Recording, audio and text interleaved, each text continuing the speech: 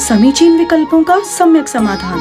सुनिए परम पूज्य श्रमण श्री सुप्रभ सागर जी महाराज के मुखारबिंद से YouTube चैनल सुप्रभ उवाच पर शुभाशीष परम पूज्य श्रमणाचार्य 108 श्री विशुद्ध सागर जी महाराज। सानिध्य श्रमण सुप्रभ सागर जी महाराज, श्रमण प्रणत सागर जी महाराज। पुणे आर्जक श्री रविंद्र जयश्री, कुमारी परिणा गहाणकर अमरावती, 100 मोक्षता राजस डोन गावकर औरंगाबाद। ओम नमः सिद्धेभ्य। नमो नमः सत्तुहितंकराय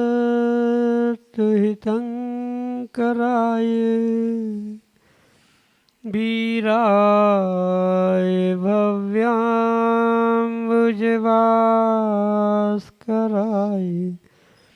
अनंतलोकाय सुरार्चिताय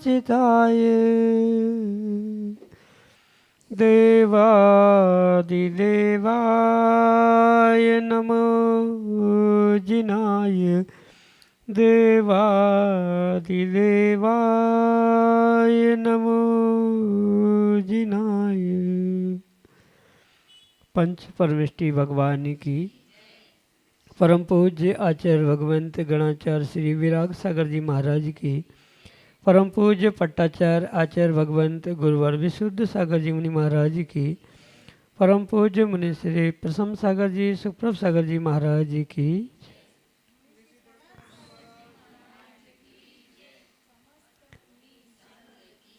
समीचीन विकल्पों का सम्यक समाधान, सम्यक ज्ञान की वह अनूठी विधा जिसके माध्यम से हम सभी अपने मन में उठते उन अनेकानेक समीचीन विकल्पों का सम्यक रूप से समाधान प्राप्त करते हैं, जो सम्यक समाधान हमारे कल्याण का पथ प्रशस्त कराने वाला होता है।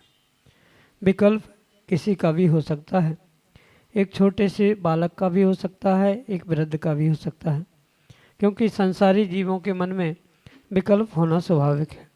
लेकिन जब उन विकल्पों का सम्यक रूप से समाधान किसी निर्ग्रंथ गुरु से प्राप्त हो जाता है तो निश्चित ही वह हमारे कल्याण का पथ प्रशस्त करा देता है। परम पूज्य आचार्य भगवंत गुरुवर विशुद्ध सागर जी महाराज के मंगल सभा शिष्य परम पूज्य मुनि श्री सुप्रभ सागर जी महाराज प्रदत्त आत्म कल्याण की अनूठी विधा समीचीन विकल्पों का सम्यक समाधान। आप भी जुड़ें और अपना समीचीन विकल्प भेजते हुए मुनि से उसका सम्यक समाधान प्राप्त करें। प्रारंभ करते हैं और आज के पहले विकल्प के लिए ललितपुर उत्तर प्रदेश से अक्षत मोदी महाराज श्री के चरणों में बारंबार नमोस्तु करते हुए अपना प्रश्न रख रहे हैं कि महाराज जी विष्णु कुमार मुनिराज ने विक्रिया रिद्धि का उपयोग किया था, उसे राजमार्ग कहेंगे या अपवाद मार्ग, तथा जो वर्तमान में व्यंतर देवों से बात करने की कला चल रही है उसके यूज में यदि कोई मुनिराज धर्म रक्षा के लिए करे तो यह राजमार्ग कहलाएगा क्या, तथा मुनिराज को तो उन देवों के लिए नमस्कार तथा देवों के आवाहन भी करना पड़ेगा, तो क्या मुनिराज ऐसा कर सकते हैं? हमारे समीचीन विकल्प का सम्यक समाधान करने की कृपा करें। नमोस्तु महाराज जी, नमोस्तु। ओम नमः सिद्धम। परम पूज्य आचार्य भगवान गुरुवर विशुद्ध सागर जी महाराज की, परम पूज्य श्रमण मुनि प्रशम सागर जी महाराज की,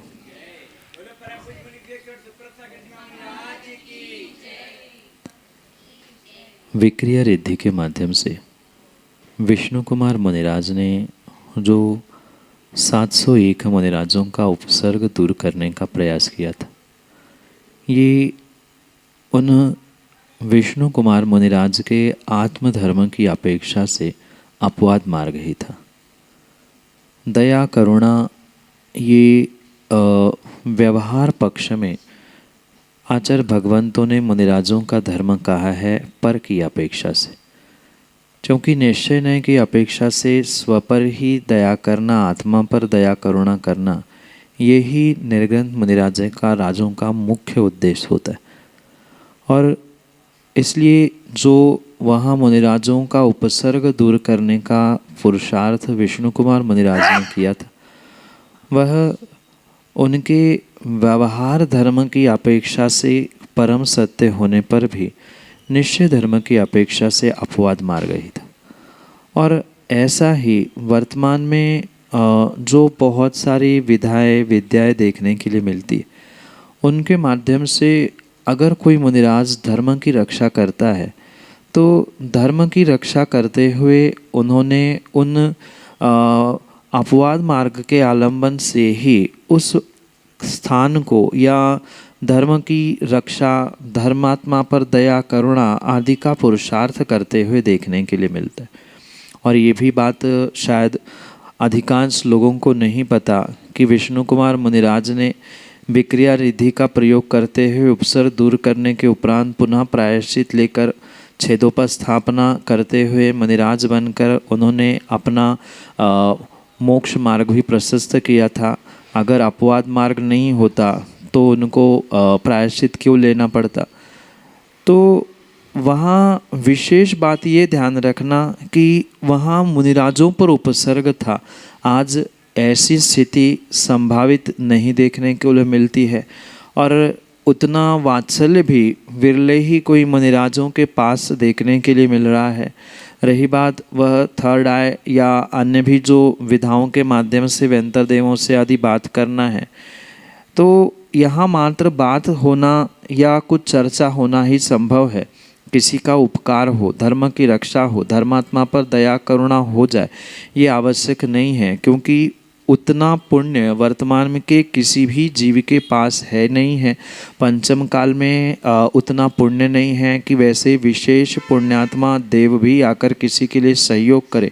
दोनों प्रकार का पुण्य वे पुण्यात्मा आने वाले भी नहीं हैं। यहाँ भी लोगों का धर्मात्माओं का उतना तीव्र पुण्य का उदय नहीं है। इसलिए ये कार्य अपवाद मार्ग के रूप में ही स्वीकार किया जाएगा अगर कोई मुनिराज ऐसे व्यंतरों से चर्चा करते हुए कुछ कार्य करते हैं। पर मेरे हिसाब से पंचम काल में इतना आसान नहीं है जितना कि उस काल में विष्णु कुमार मुनिराजों के लिए सहज था। दूसरी बात, ऐसी जो विधाएं है वहाँ पर मुनिराजों को उनको आह्वान तो करना ही पड़ता है, पर देवों को नमस्कार करना ये भिन्न विषय और आह्वान करना भिन्न विषय। सामान्य रूप से आह्वान करते हुए उनको पुकारा जाता है, उनको इष्ट सामग्री देते हुए उनसे कार्य भी करवाया जाता है, पर ये सभी बात तभी संभव है जब उस धर्मात्मा का, उस धर्म स्थान का, करने वाले का, बुलाने वाले का पुण्योदय तीव्र होता है तो ही ये सब कुछ संभव है। पुण्योदय नहीं है तो कितना ही उसे पुकार लिया जाए, आह्वानित किया जाए, पर ज़रूरी नहीं है वह देव आकर उन जीवों को, उन धर्मात्माओं को धर्म की रक्षा करने के लिए, दया करुणा का परिचय देने के लिए सहयोग करे। ये सब कुछ व्यक्ति के अपने अपने पुण्य पाप पर निर्भर करता है। यही आपके लिए सम्यक समाधान। सूर्यनगर नागपुर महाराष्ट्र से श्रीमती शीला जैन अगले समीचीन विकल्प करें। दोनों मुनिराजों के चरणों में नमोस्तु नमोस्तु नमोस्तु, श्रीलक जी के चरणों में इच्छामि इच्छामि इच्छामि। महाराज जी, मुझे ये विकल्प है कि व्रतों में जो लोग दर्शन करने जाते, सभी मंदिरों में वंदना करने, उसकी अपेक्षा अगर उस दिन व्रतों में अगर अपन घर में मंदिर में बैठकर जाप ज़्यादा करे जाए वो ज़्यादा बेटर है, या फिर सभी मंदिर में जैसे दूर दूर है तो गाड़ियों में बैठ के घूम रहे हैं वो सही है, या घर मंदिर में जाप करना सही है? नमोस्तु।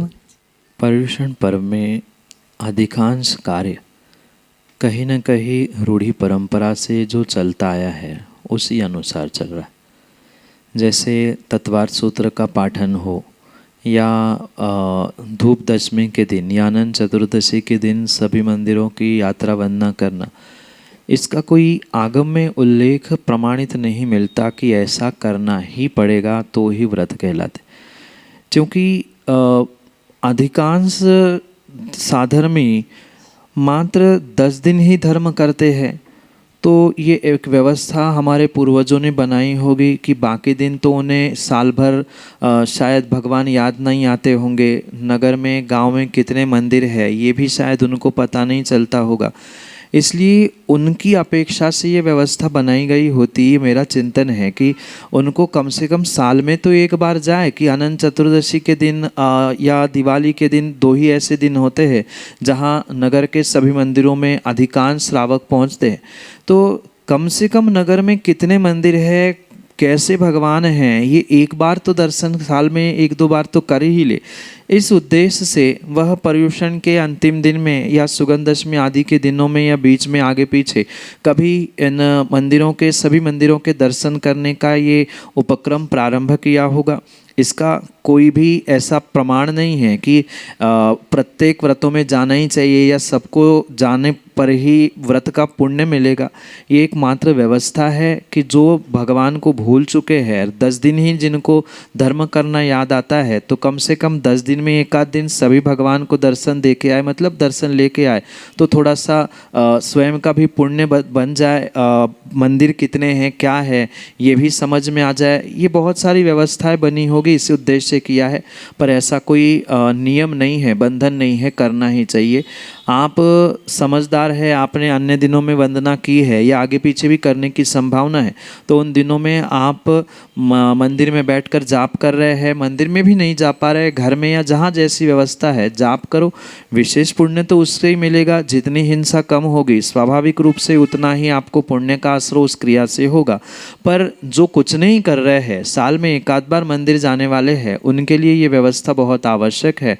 पर उसका अर्थ ये भी नहीं है जैसा आज होता है कि चतुर्दशी के दिन उपवास कर लिया और उसी दिन बहुत सुंदर वस्त्र और आभूषण दिखावा करते हुए सभी मंदिरों में जाया जा रहा है, तो ये भी व्यवस्था उचित नहीं है। अभिप्राय समझते हुए समय की और व्यक्ति की व्यक्तिगत व्यवस्था, उसका अभिप्राय क्या है, वह जा पा रहा है कि नहीं जा पा रहा है। अन्य दिनों में जा रहा है तो बहुत अच्छी बात है, और नहीं जा रहा है तो ठीक है, कुछ नहीं कर रहा है तो कम से कम मंदिर में घूमते हुए भगवान को ढोक दे के ही उसने बहुत सारे कर्मों की निर्जरा की, इस उद्देश्य से उसे भी स्वीकार किया जा सकता है। यही आपके लिए सम्यक समाधान। सूर्यनगर नागपुर महाराष्ट्र से प्रियंका जैन अगले समीचीन में। चरणों में त्रिबार नमोस्तु नमोस्तु नमोस्तु गुरुदेव।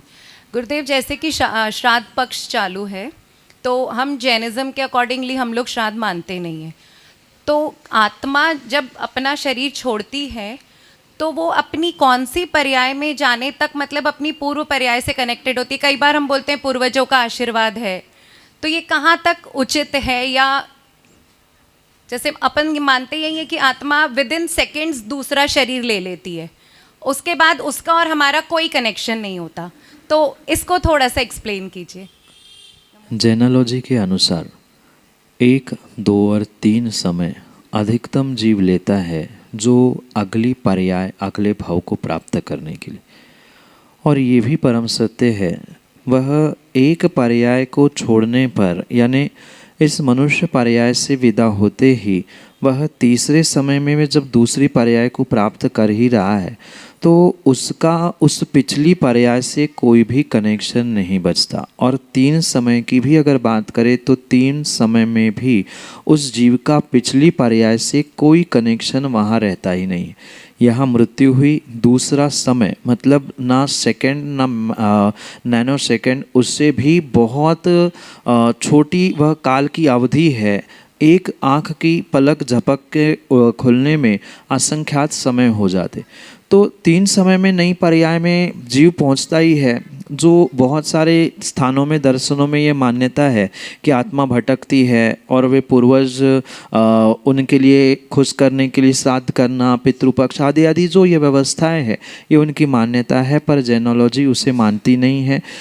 जीव कभी भी भटकता ही नहीं है, तीसरे समय में किसी न किसी अवस्था को प्राप्त करता है। ये हो सकता है उस पर्याय के राग में, घर परिवार जनों के राग में वह व्यंतर जाति का, भवनवासी जाति का देव बनकर वहाँ पहुँच रहा है, क्योंकि तीसरे समय में जन्म हुआ और वहाँ तो 48 मिनट अंतर मुहूर्त में नारकियों का और देवों का जन्म होता है, तो देव वहाँ से तुरंत 48 मिनट में आके कुछ उपद्रव कर सकते, सहयोग कर सकते, पर वे देव गति के हैं। ऐसी आत्मा भटकती नहीं है। जैसे भूत व्यंतर पिशाच आदि दिखाए जाते हैं, ऐसी कोई व्यवस्था नहीं है। वे उन पर्यायों को प्राप्त करके आने की तो संभावना है। और ये भी जो कहा जाता है कि पूर्वजों का आशीर्वाद है, उनकी बदौलत कर रहे हैं, ये मात्र मात्र कहना होता है, वे तो चले गए। आजकल हमारे भी बहुत सारे मंदिरों में और स्थानों में ये व्यवस्था क्षेत्रों में बन गई है, जो चले गए उनकी शांति के लिए शांति विधान कर लो, उनके जाने पर उनके नाम से शांति धाराएँ कर लो, सालों साल उनके नाम से शांति धारा चल रही है। ऐसा कतई हो ही नहीं सकता। जब दूसरी पर्याय में वे पहुँच ही गए, उनका इस पर्याय से कोई संबंध नहीं है। उनका नाम लेकर भी आप कितना ही पुण्य कार्य करें, उनको आपका पुण्य मिलने वाला नहीं है, न उनका पुण्य आपको मिलने वाला है। जो पुण्य पाप उनके साथ था, कर्मयोग के साथ उनके साथ चला गया, और उनका निमित्त नैमित्तिक प्रभाव जब तक साथ में है तब तक तो था, पर वो चले गए तो अब उनकी कोई पुण्याई या उनका आशीर्वाद आपके साथ हो ये ज़रूरी नहीं है। क्योंकि आपने देखा होगा चक्रवर्ती जैसे ही अपने पर्याय को नाश करता है, चाहे वो दिगंबर दीक्षा ले ले या अन्य मृत्यु को भी प्राप्त क्यों ना हो, तुरंत ही उसका चक्र रत्न और बहुत सारे रत्न जो व्यवस्था है समाप्त हो जाती है। तो व्यक्ति की पुण्याई अपनी अपनी पर्याय तक ही सीमित है। निमित्त नैमित्तिक रूप घर परिवार के सदस्यों को प्रभाव तो पड़ेगा, पर जब तक है तब तक है। उसके बाद में उनका एक बहुमान, बुजुर्गों का, पूर्वजों का एक बहुमान कहने के लिए है कि हाँ उनकी पुण्याई का हम खा रहे हैं, उनकी दुआई है, उनका आशीर्वाद है, पर ऐसा होता नहीं है। एक उनको बहुमान देने के लिए कहा जाता है। उनका संबंध अब उनकी नई पर्याय, उनका नई पुण्य पाप का गणित वहाँ पर शुरू हो गया है। हमारा उनका कोई तारतम्य नहीं है। यही आपके लिए सम्यक समाधान। सूर्यनगर नागपुर महाराष्ट्र से संतोष जिन पेंडारी अगले समीचीन विकल्प के साथ। नमोस्तु गुरुदेव, नमोस्तु गुरुदेव, नमोस्तु गुरुदेव। इच्छा में महाराज जी, इच्छा में महाराज जी। गुरुदेव, आज अपना दिगंबर जैन समाज जो है पहले ही बहुत छोटा समाज है, क्योंकि हम श्वेतांबर और दिगंबर पहले ही बढ़ चुके हैं, आज से 700-800 साल पहले। अभी जो दिगंबर जैन समाज है वो भी केवल क्रियाओं के मान्यताओं से हम बट रहे हैं, और इतने बट रहे हैं, मैं पूरे देश में भ्रमण करता हूँ तो मतलब जैसे सांप मुंगूस जैसे झगड़ते हैं, उस प्रकार से केवल क्रियाओं की मान्यता के लिए दिगंबर जैन समाज अपने आप में झगड़ रहा है। और झगड़ा किस बात का है? कोई बोलता है कि जलाभिषेक करो, कोई बोलता पंचामृत अभिषेक करो, कोई बोलता खड़े रह के हमको पूजा करना है, कहीं मान्यता है बैठ के पूजा करना है, कोई बोलते हैं कि हरे फल चढ़ा के पूजा करना है, कोई बोलते हैं कि नहीं हमको सूखे फल चढ़ा के पूजा करना है। और ये सारी मान्यताएं आचार्यों द्वारा प्रणीत है, ऐसा नहीं कि ये कोई श्रावकों के द्वारा निकली है। ये इसमें बड़े बड़े आचार्य, इसमें पंचामृत अभिषेक को मान्यता देने वाले भी बड़े आचार्य हैं, तो एक तरफ जलाभिषेक को मान्यता देने वाले भी बड़े आचार्य हैं। तो एक्चुअल जैन आगम में इसका क्या प्रमाण है? क्योंकि दोनों आचार्यों ने तो आगम पढ़ा है, ऐसा तो नहीं हो सकता कि एक ने पढ़ा और एक ने नहीं पढ़ा हो। तो इसका क्या कारण है कि केवल अपनी मतलब जैसे जिस प्रकार श्वेतांबर धर्म निकला, वो क्यों निकला कि अपनी लीडरशिप बताना था, अपना कुछ नया बताना था, इसलिए दिगंबरों से श्वेतांबर अलग हुए। तो उसी प्रकार ये जो मान्यताएं अभी समाज में आ रही है, तो ये मान्यताओं का कारण क्या है? मतलब आगम इसका कारण है या केवल हमको ऊंचा बताना है, ये इसका कारण है? कृपया इसका समाधान करें। नमोस्तु। संतोष भैया, हकीकत तो यही है, आज जितने भी पंथ बने हैं वह मात्र और मात्र महावीर के पथ पर अहंकार की बिंदी चढ़ने के कारण से ही पथ से पंथ की ओर बढ़ रहे। इसके अलावा अन्य कोई भी इसका हकीकत सत्य रूप उत्तर हो ही नहीं सकता। अगर किसी भी पक्ष की बात लेकर मैं कहूँगा तो वह पक्षपात होने की संभावना है।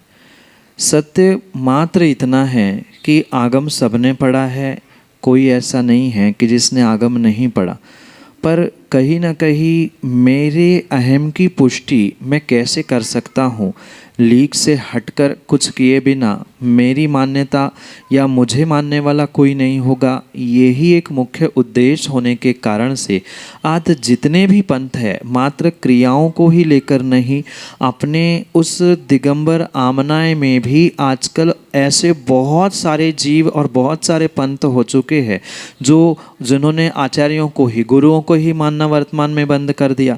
तो उनका कारण क्या है? वे 64 रिद्धि विधान तो कर रहे हैं पर सामने विराजमान मुनिराज को हाथ जोड़ने के लिए तैयार नहीं।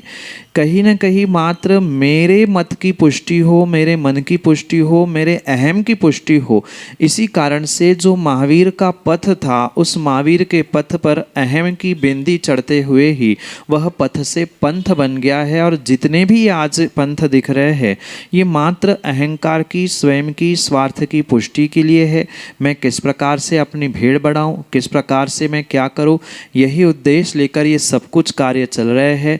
हकीकत सबको पता है, कोई आगम ग्रंथ छुपे नहीं हैं जिसमें एक एक क्रियाओं का उल्लेख नहीं किया गया है। बिल्कुल हूबहू एक नहीं सैकड़ों ग्रंथों के प्रमाण मेरे अकेले के पास नहीं है, जो निषेध कर रहे हैं उनके पास भी उपलब्ध है।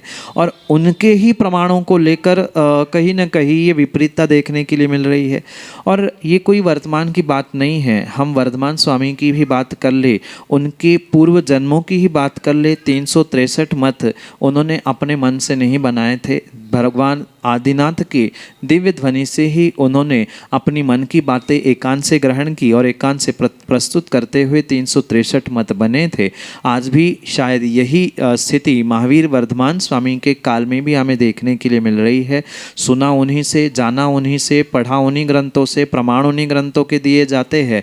पर कहीं ना कहीं अगर मैं सामने वाले की बात मान लूँगा तो कहीं ना कहीं मेरा अस्तित्व धोखे में आ जाएगा। और अस्तित्व की लड़ाई, अहम की लड़ाई के चक्कर में आज हमारे समाज के, हमारे धर्म के, हमारे इस पथ के टुकड़े टुकड़े पंथ के रूप में हो रहे हैं। यही आपके लिए सम्यक समाधान। रानी मुकेश जैन, सूर्यनगर, नागपुर, महाराष्ट्र से अगले समीचीन विकल्प। में नमोस्तु छुल्लक जी के चरणों में इच्छामि। गुरुदेव, मेरी जिज्ञासा है कि जैसे हम शुद्धि के वस्त्र पहनते हैं सोले के, तो क्या उसमें हम जिनवाणी या कोई इस टाइप की पुस्तकें ले नहीं सकते पढ़ने के लिए? जैसे हम सुबह आते हैं, यहाँ बैठते हैं चुपके में, तो जो पढ़ाते हैं वो लेते हैं, तो हम लोग नहीं छू सकते क्या? माँ आहारदान और पूजन अभिषेक के समय में श्रावक अपने वस्त्रों की, शरीर की जितनी शुद्धि रखेगा उतना विशेष फल वहाँ पर उसे प्राप्त हो। मैंने कुछ दिन पहले शायद बताया था कि मन की, वचनों की, शरीर की, वस्त्रों की आदि की अशुद्धि के कारण से ही श्रेष्ठ दान जैसा कार्य करने के बावजूद भी वह मनुष्य कुभोग भूमि को प्राप्त करता है, कुमनुष्य बनता है। तो इसके पीछे का उद्देश्य यही है कि प्रत्येक वस्तु की अपनी अपनी कुछ वर्गणाएं होती है। सोले के वस्त्र के पीछे भी आचार्य भगवंतों ने बहुत गजब का विज्ञान हमारे लिए समझाया है। और चूँकि आज तक ना बुज़ुर्गों ने समझने का प्रयास किया, ना हमने आगे वाली पीढ़ी को पहुंचाने का प्रयास किया। प्रत्येक वस्तु की जो वर्गणाएं हैं, जिसे वर्तमान में विज्ञान औरा कहता है, वह कहीं न कहीं शुद्धि के माध्यम से फिर ठीक किया जाता है सोले के वस्त्र आदि के रूप में। वही अगर किसी असोले के, अशुद्ध वस्तुओं को हम स्पर्श करते हैं तो कहीं न कहीं स्वाभाविक है कि उसकी नेगेटिविटी मेरे में आएगी, मेरे नेगेटिविटी वस्त्रों में, या वस्त्र लगे हैं तो उनका परस्पर में नेगेटिविटी का काम मेरे मन तक पहुंचेगा। और मेरे तन, मन और वस्त्र, इन सभी साधनों से जो मुनिराजों को मैं दान दे रहा हूँ, उसी कारण से उनकी भी स्थितियाँ, मनस्थिति हो, शारीरिक स्थिति हो, बदलती है। आज अधिकांश रूप से आप देखना मंदिरों के अतिशय कम हो गए हैं, मुनिराजों का दिन ब दिन स्वास्थ्य बिगड़ते जा रहा है। उसके पीछे अधिकांश रूप से ये वस्त्रों की, शरीर की, भावों की अशुद्धि ही कारण बन रही है। इसलिए जितना आप वस्त्रों की शुद्धि का ध्यान रखेंगे उतना ही वह एक प्रभावशाली निमित्त बन सकता है आपके आहार दान के, आपको पुण्य देने के लिए, और मुनिराजों के भी रत्नत्रय और स्वास्थ्य वृद्धि आदि आदि के लिए। भले ही आगम में वस्त्र शुद्धि नाम की कोई शुद्धि नहीं कही, या नवदा भक्ति में ये नहीं कहा कि वस्त्र शुद्धि हो, वहाँ जो शरीर की शुद्धि कही है, क्योंकि शरीर से अलग वस्त्र नहीं है और शरीर पर, वचनों पर, कायों पर और मन पे ऑब्वियसली उन वस्त्रों का प्रभाव पड़ता है। जैसे वस्त्र होते वैसे भाव होते, कई बार अनुभव किया। इसलिए जितना अधिक आप सोले के वस्त्रों की शुद्धि का ध्यान रखेंगे उतना ही विशेष रूप से फल मिलेगा। आज पन्नियों की व्यवस्था बन गई, लकड़ियों की, टोकनियों की और पता नहीं और भी बहुत सारी व्यवस्थाएं बनी है। ये भी व्यवस्था आगम अनुकूल नहीं है। आगम अनुकूल तो व्यवस्था है कि धुले हुए स्वच्छ वस्त्र स्वयं गीले वस्त्रों के साथ उठाए, वही पहने और बिल्कुल शुद्धि का ध्यान रखते हुए ही मंदिर पहुँचे या आहार दान देने पहुँचे। आजकल के जूते चप्पल भी सोले के बनने लगे हैं, गाड़ियाँ भी सोले की बनने लगी है, बहुत सारी व्यवस्थाएं। क्योंकि जैन साहब की दुकानें सबकी खुल गई तो सब कुछ सोले का मिलने लगा है, तो हो सकता है वो सोले का हो गया, पर ये व्यवस्था आगम के अनुकूल नहीं है। भले ही आगम में पुनः कह रहा हूँ वस्त्र शुद्धि आदि की अलग से व्याख्या नहीं की, पर उसको शरीर शुद्धि के अंतर्गत ही कंसिडर किया है। उसके पीछे का विज्ञान हमें समझने की आवश्यकता है कि उसके पीछे वर्गणा या जिसे आज ओरा कहा जाता है वो डिस्टर्ब ना हो, ये मुख्य उद्देश्य है। और उसी कारण से जैसे बहुत सारी पुस्तकें हैं, लगभग जिनवाणी में ऊपर कहीं ना कहीं कपड़ा लगा रहता है। धागे की माला हो, अन्य भी कोई माला हो, उसमें भी धागे लगे रहते हैं। कलश में भी बहुत सारे लोग कंकड़ बंधे रहते हैं। तो ये भी सब कुछ विवेक रखना होगा। जिसको दूसरे ने स्पर्श किया है उस कम से कम ऐसे वस्तुओं को हम उन सोले के इसमें प्रयोग ना करें जिससे हमारी वर्गणाएं और प्राप्त करने वाले पात्र की भी वर्गणाएं बिगड़ जाए। आजकल तो मोबाइल का खुलेआम प्रयोग किया जाता है। सोले के वस्त्रों में ही मोबाइल रखना, वही फ़ोटो खींचना आदि बहुत सारे कार्य हो रहे हैं। वो भी एक अशुद्धि का बहुत बड़ा कारण स्वयं के लिए और साधुओं के स्वास्थ्य आदि के लिए भी निमित्त बन रहा है। तो आप जितना मर्यादा का ध्यान रखें उतना फल विशेष आपको भी मिलेगा, साधु को भी मिलेगा। क्योंकि जिनवाणी में कहीं ना कहीं धागा, कपड़ा ये लगा ही रहता है। जिनमें नहीं लगा है वो तो फिर भी स्पर्श करे, और मैं तो कहता हूँ ना करे और अच्छी बात है। क्योंकि वे कागज़ पता नहीं कौन कहाँ कैसे कब इस्तेमाल कर रहा है, कौन कहाँ रखा है, बहुत सारी उसमें निगेटिविटी भी हो सकती है। बिल्कुल जिनवाणी है मान लिया, पर फिर भी उसमें कपड़ा, धागा या कागज़ भी कहाँ से कैसे बन के आए हैं, ये सब कुछ विचार करते हुए आप जितनी अधिक मर्यादा का ध्यान रखेंगे उतना विशेष आहार दान का पुण्य आपको भी मिलेगा, और जो ग्रहण करने वाला पात्र है उसके भी रत्नत्रय वृद्धि, स्वास्थ्य वृद्धि आदि के लिए भी फलीभूत होगा। यही आपके लिए सम्यक समाधान। समीचीन विकल्पों का सम्यक समाधान सुनिए परम पूज्य श्रमण श्री सुप्रभ सागर जी महाराज के मुखारविंद से।